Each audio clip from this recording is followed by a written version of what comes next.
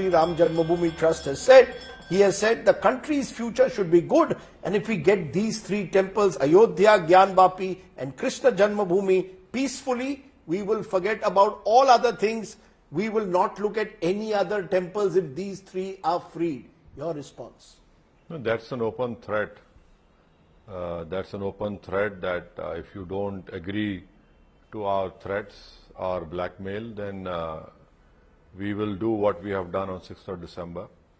This is a call to violence. This is a open threat to the Muslim community, which is being made. I would call it a complete threat, so that the Muslims fall in line. Now, how do you see it as a threat? He's saying that we want to settle these peacefully. If the Muslims hand over these three places of worship, there will be no more issues again raised of temples and mosques. First of all, these people lie through their teeth. They are perpetual liars. What did they went and told the Supreme Court? That we will not touch the Babri Masjid. They went and demolished it. When the Babri Masjid decision came, everyone said that, okay, it's over, finish. So the fact of the matter is that this will not end. And I have been saying this consistently since the judgment of the Supreme Court, which was unfortunately given on the basis of faith, which opened what I call floodgates for all these things to be controversies to come up. Now, who is he to tell us to give it to you? Why did we pass a 1991 Place of Worship Act in the Parliament, which is still a law? So this is nothing but this is just a threat to everyone that this is what we want, you should give it to us. See, this is a crass example of Hindutva and majoritarian politics. No, you're saying it's an example of Hindutva and majoritarian politics, but let's look at the law. At the end of the day, you just mentioned the 1991 Place of Worship Act. We've seen on the 31st of January, a district court in Allahabad, in district court in Varanasi, allowing prayers to take place in the southern cellar of the Gyan Vapi Mosque. And the ASI report, which has now come out, suggests that there was a Hindu structure that exists beneath the present mosque. So the prayers are being allowed. Effectively, the prayers have now been allowed in the southern cellar of the mosque. So where does the Place of Worship Act stand? Let's look at very clearly the law itself. Effectively, now the floodgates have already been opened again. Yes, so that is why I have said the Babri Masjid title suit judgment was responsible for opening up all these floodgates. Number one. Number two is that, have you read the 31st of January's order? Yes. So the Honorable Judge was retiring on that day. He is no more a judge now.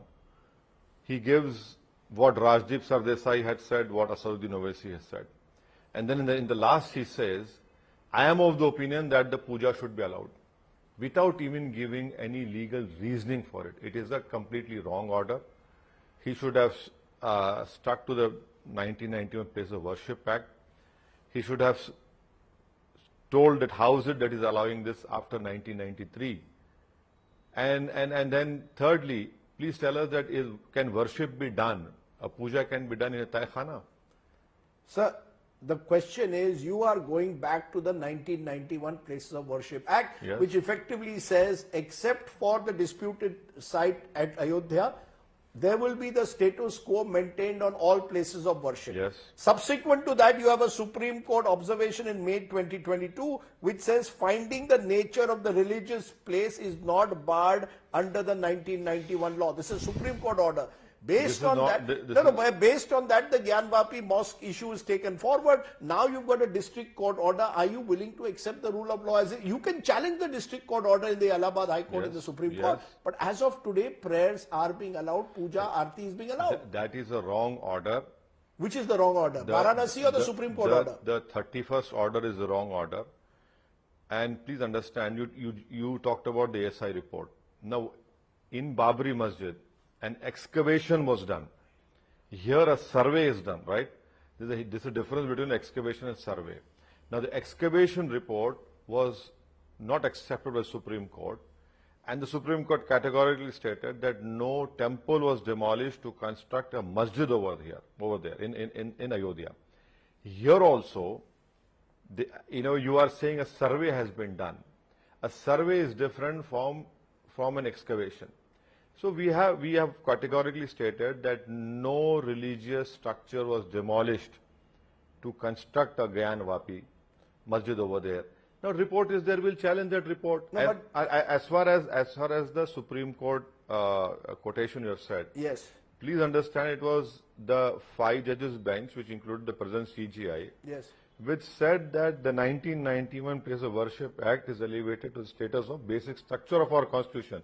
The most unfortunate part is the lower courts and the judiciary are not accepting what the Supreme Court has said. So are you prepared therefore for yet another prolonged legal fight on the Gyan Vapi mosque, or are you willing to maybe consider the possibility of some kind of a settlement that is reached? Rajiv, I remember doing this interview with you after the judgment had come, before the judgment of Ram Mandir had come. You said, are you willing to give away Ram Mandir and forget about everything? Now this is the second time you're saying this to me. So I am of the opinion, I'm telling you categorically, this will not end, this will not stop. We will fight it legally and we will show the courts what documents, what title suits we have, what possession we have. And please understand, in Gyan Vapi, we have been offering namaz. The earlier argument in Babri Masjid was, oh, you are not praying over there. Here we are praying continuously. Now, since 1993, no puja was done.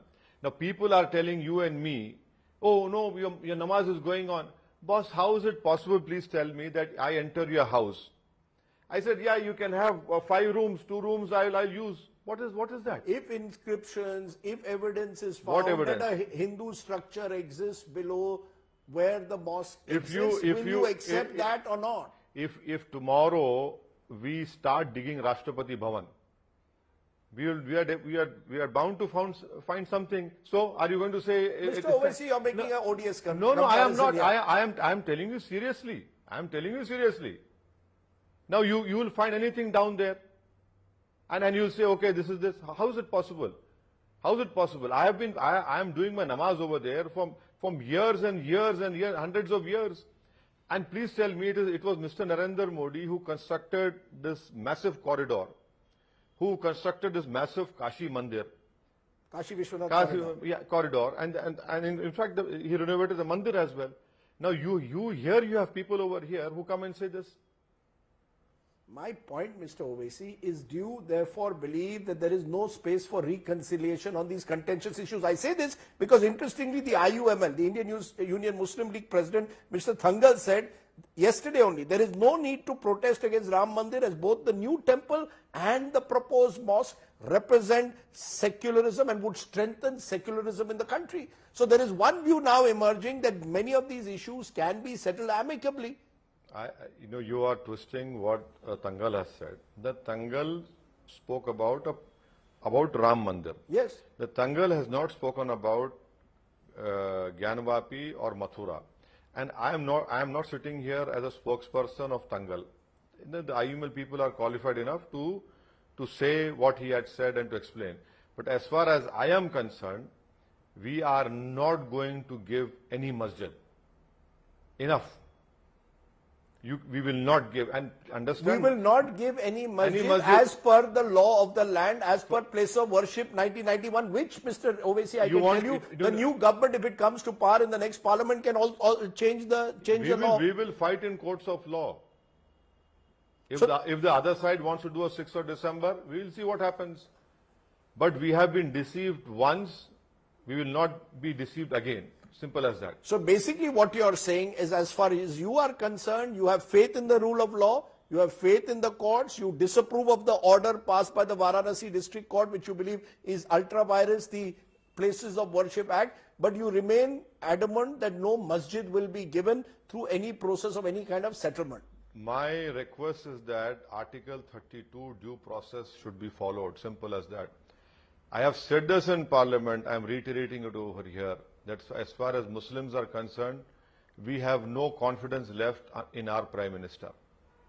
Because the Prime Minister is discharging his constitutional duty only for one particular ideology, one particular system. And that is what we are saying. We want the due process to be followed. Why isn't this ruling party talking about 1991 Places of Worship Act? It is an act which is passed by the parliament, which is still a law. You have a ruling party who never utters a single word. The fact, Mr. Owaisi, is that perhaps the present BJP does not accept the Places of Worship Act as it stands today and would like that act to be amended. No. But what my point, Mr. Owaisi, is quite please, simply, just a minute. I want to stop you here, please. You might not like it, but it is an act which has been passed by the parliament. The executive is duty bound to accept the law. Yes, the fact though also, Mr. Owaisi, though, is if extreme hardline positions are taken, you're heading for another confrontation and you're again ensuring only religious polarization. One minute, there is a view that there is a view that both Mr. Owaisi and the BJP would like this religious polarization ahead of the elections, want these issues to keep bubbling, whether it's Gyan Vapi one day, whether it's Krishna Janmabhoomi the other, whether it was Ayodhya earlier, because it suits your politics. No, you want a gun to be pointed at my head and telling me that you surrender. Give it. Who's doing this? I'm not saying surrender, I'm talking about reconciliation. No, it's not that is a very good word to not to use surrender, reconciliation. What reconciliation? I have been using that masjid for more than 400 years, doing my namaz over there. And just because someone says, oh, it is not yours, should I give it to them? Who's asking confrontation? You talk about confrontation. What about Mathura? Do you know in Mathura, an historic agreement was signed between the Muslim and the Hindu side? The Muslims gave away 8 acres of land in 1965, 66, a court-monitored agreement. And you know who signed on that agreement? Madan Mohan Malviya signed on that agreement. And you still open it up into 2023. 8 acres of land, Muslim land, was given to the Hindu side. From 1960s onwards, everything was peaceful. Who's opening it? Who's asking for what you say, confrontation?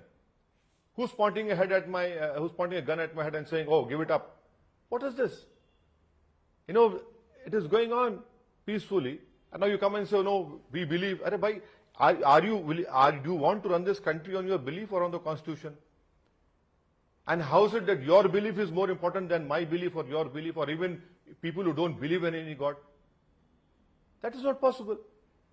You know, Mr. Owaisi, all of this is happening, as I said, on the eve of the elections. A recent viral video by a Mufti Salman Azhari has said, and this has led to his being taken into detention by the Gujarat police and the ATS. He said this in Junagadh, "Aaj kutton ka daur hai, kal hamara daur aayega," and this is being seen as plain hate speech. The worry is all of this will only further polarize the atmosphere. Is that what Asad Owaisi wants? I have heard the speech of this Maulana. I'm not speaking on his behalf.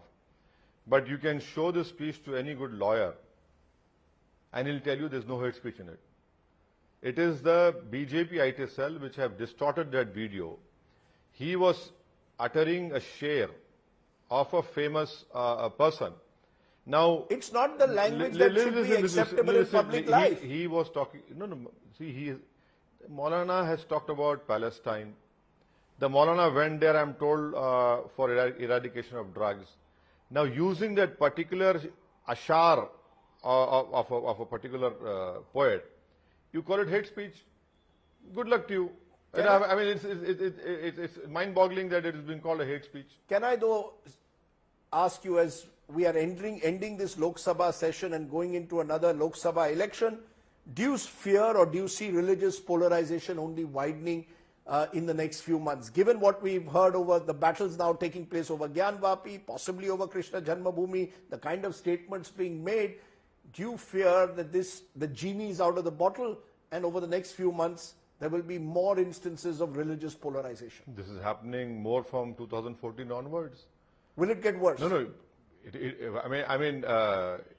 Will it get worse? Maybe, yes. Starting from Akhlaq, the Prime Minister has become the Prime Priest. He's the Prime Priest now. The Prime Minister is, January 22nd, the BJP calls historic day, but that historic day foundation was laid on 6th of December. That historic day foundation was laid by Mr. Nair, who was the then DM of Faizabad, who later on became the MP of Jansangh, who allowed Babri Masjid to be closed, Puja to be allowed. You don't accept that January 22nd is the first step towards correcting certain historical grievances that have existed and thereby represent, in a way, coming to terms with the What past. historic grievances were there? No mandir was demolished. No mandir was demolished where Babri Masjid stood. That's your view. No. It is Supreme Court who said this, not yours or mine. It is the Supreme Court who said this. They discarded the report of ASI. They talked about non-retrogression. Where do you want to, you talk about 500 years. What about when the Jains were ruling India? What about when Buddhism was the main religion of that India, say 3,000 years ago? What about Shaivism? We got independence on 15th August 1947, period. Baba Sahib Ambedkar gave us a constitution which said everyone is equal. Equality is a fundamental right. He talked about liberty, equality, fraternity, justice. You want to go back 2,000 years ago? So effectively you're saying, as I conclude, that the Places of Worship Act 1991 is your mantra. You believe it's a basic structure of the Constitution, as the Supreme Court has said, and therefore any demands or any legal battles will be fought within the realm of that Places of Worship Act, whether it's Kashi, whether it's Mathura tomorrow. Am I correct? I am of the opinion that Mr. Modi wants 1990 period to be repeated in India. Mr. Modi and his party wants India of 1990 in 2024 onwards. Mr. Modi is speaking of a Viksit Bharat. What Viksit Bharat he's talking about? He's speaking about Amrit Kal in 2047. Well, see, these are all very good things to be said. But actually on the ground, what is happening? A 600-year-old masjid in Mehroli, without any legal notice, was demolished. 600-year-old masjid, where there was no such controversy was there. 600-year-old masjid was just demolished for no reason whatsoever. What kind of Viksit Bharat are you talking about? What kind of Viksit Bharat are you talking about, you see? Hate speeches are being day in, day out. You don't take an action. The Supreme Court had to intervene and say, book an FIR. You know, there's a video out in Gujarat wherein 5 people stand up and say, we'll cut the tongue of Asaduddin Owaisi. Those buggers were not Maulana Salman Azhari, so they were not arrested. But you're very clear, whether it's a Muslim cleric or anyone from the Hindu side, anyone who resorts to hate speech must be put behind bars. Rule of the law should prevail, but unfortunately, wherever BJP finds it convenient, they talk about hate speech. BJP turns a blind eye, they become deaf and dumb when someone says this thing from there who believes in the ideology. BJP doesn't do anything to them. Look at them, they're roaming around freely. Is anyone touching them? Let me leave it there, Asaduddin Owaisi. You made your point of view clear. I appreciate you joining us. Thank you so much. Thank you. Asaduddin Owaisi giving us his view on Gyan Vapi and more. Thanks for watching.